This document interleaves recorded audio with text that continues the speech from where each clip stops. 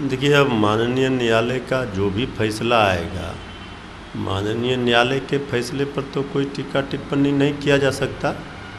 लेकिन इतना ज़रूर है कि ज्ञान व्यापी पर बीजेपी को जो ये एजेंडा सेट करना चाह रहे हैं धार्मिक मुद्दे पर, भगवान राम को नहीं छोड़ा, बजरंगबली को नहीं छोड़े, हनुमान जी को भी नहीं, और तो अब शिव जी को लेकर के ज्ञानव्यापी पर लगातार बीजेपी के नेता ज्ञान दे रहे हैं। माननीय न्यायालय का जो भी फैसला आएगा उसका सभी पक्षों को उसको स्वीकार करना चाहिए, और माननीय न्यायालय किसी भी तथ्य के आधार पर, साक्ष्य के आधार पर अपना फैसला सुनाएंगे।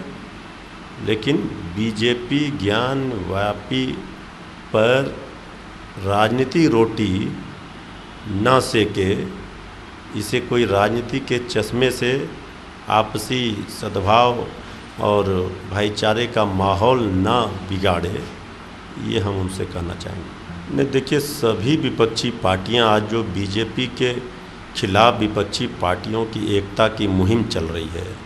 आदरणीय नीतीश कुमार जी ने भी कहा कि हम पीएम के कोई उम्मीदवार नहीं है। यहाँ पीएम के उम्मीदवारी को लेकर कोई झगड़ा नहीं है। सब लोग इस बात से सहमत हैं कि ये सरकार जो संविधान और लोकतंत्र विरोधी है, इस सरकार को भारत को बचाने के लिए हटाना जरूरी है, मोदी जी की सरकार को। तो ये मोदी जी की सरकार को हटाना सभी विपक्षी पार्टियों का ध्येय है। उनके नेता कोई भी हों, शरद पवार जी हों, ममता बनर्जी जी हों, आदरणीय नीतीश कुमार जी हों, किसी ने ये नहीं कहा कि वो पीएम उम्मीदवार होंगे। सबका उद्देश्य एक है, तो इसमें कामयाबी मिलेगी। और अखिलेश यादव जी ने भी यूपी में कहा, UP plus Bihar equal to गई मोदी सरकार। हम तो कहेंगे UP plus Bihar plus Maharashtra plus Bengal, 24 में बीजेपी का बहुत बुरा हाल होगा। तो इसलिए यहाँ कोई पीएम को लेकर के कोई झगड़ा झंझट नहीं है। सीधा सब लोग इस बात से सहमत हैं कि देश का भला जो लोग भी चाह रहे हैं, वो चाह रहे हैं कि मोदी सरकार को 24 में हटाया जाए।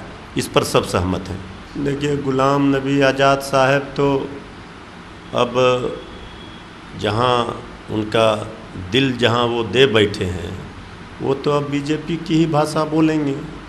तो सबको पता है, जिस कांग्रेस पार्टी ने उनको सब कुछ दिया, आज वो इस समय जब कांग्रेस पार्टी संघर्ष कर रही है सड़कों पर, तो उन्होंने रास्ता बदल लिया। तो अब उनका कोई नोटिस कश्मीर की जनता लेगी या नहीं, ये तो समय बताएगा। लेकिन ये सबको पता है कि गुलाम नबी आज़ाद साहब बीजेपी के साथ यारी कर चुके हैं, और उन्हीं के इशारे पर वो अपना राजनीतिक एजेंडा बीजेपी को लाभ पहुंचाने के लिए ही चलाएंगे। देखिए, ओवैसी साहब की राजनीति भी क्रिया के विपरीत प्रतिक्रिया वाली है, समाज को तोड़ने वाली, बांटने वाली, झगड़ा झंझट लगाने वाली। तो ओवैसी साहब क्या बोल रहे हैं, नहीं बोल रहे हैं, वो तो बीजेपी के बी टीम बन के काम कर रहे हैं, बीजेपी को लाभ पहुंचा रहे हैं, ये सबको पता है। यहाँ तो जो खतरा आरएसएस बीजेपी से है, देश को, समाज को तोड़ने का जो प्रयास हो रहा है, ओवैसी साहब भी तो उसी का रूप है। इसलिए इनके कहने से कोई फर्क नहीं पड़ता है। सभी धर्मनिरपेक्ष पार्टियां एकजुट होकर के देश को बचाने के लिए एक मत सहमत हो चुके हैं। अब बीजेपी अपने बहुत सारे छुपे पर्दे के पीछे से लोगों को ला करके इस तरह के बयान दिलाएगी जिससे वोटों का ध्रुवीकरण हो। इससे कोई फ़ायदा होने वाला बीजेपी को भी नहीं है, न ओवैसी साहब को।